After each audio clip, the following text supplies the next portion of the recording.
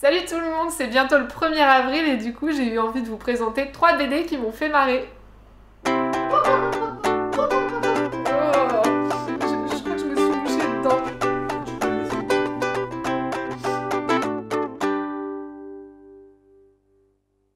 On attaque avec Un an sans internet. Cet album est paru il y a 5 ans et j'ai dû le lire au moins 5 ou 6 fois. Donc il a été scénarisé et dessiné par un auteur qui s'appelle Ced, que je trouve très cool parce que j'aime beaucoup son style.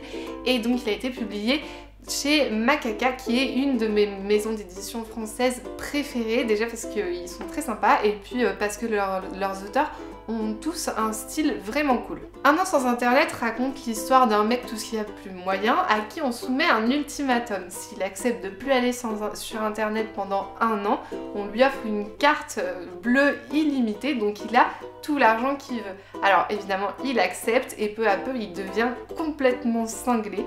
Et j'ai bien aimé cette BD, elle m'a vraiment beaucoup fait rire parce qu'elle joue beaucoup sur l'absurde, mais en même temps elle est furieusement réelle parce que enfin, je pense que moi aussi je deviendrais complètement cinglée si j'arrêtais internet pendant 1 an.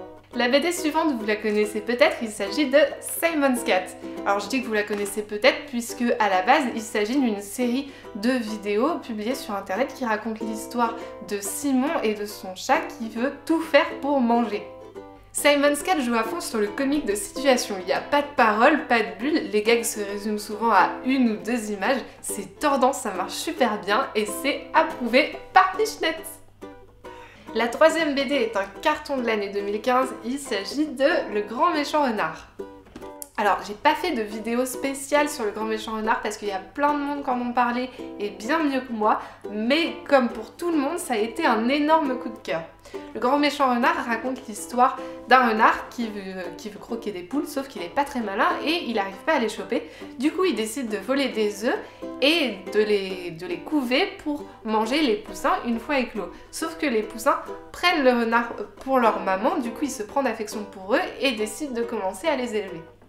C'est super rigolo parce que les poussins sont trop choux, ils font vraiment tourner en bourrique leur maman, ils se comportent comme de véritables gamins et c'est super réussi. Benjamin Renner, l'auteur et le dessinateur, il travaille ses personnages depuis super longtemps sur son blog, du coup on sent qu'il les maîtrise totalement.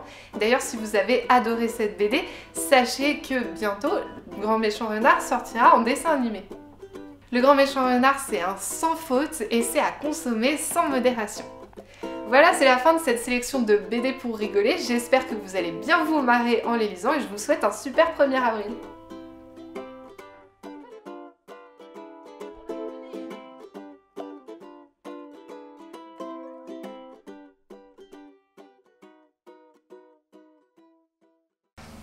Allez, Grand Méchant Renard.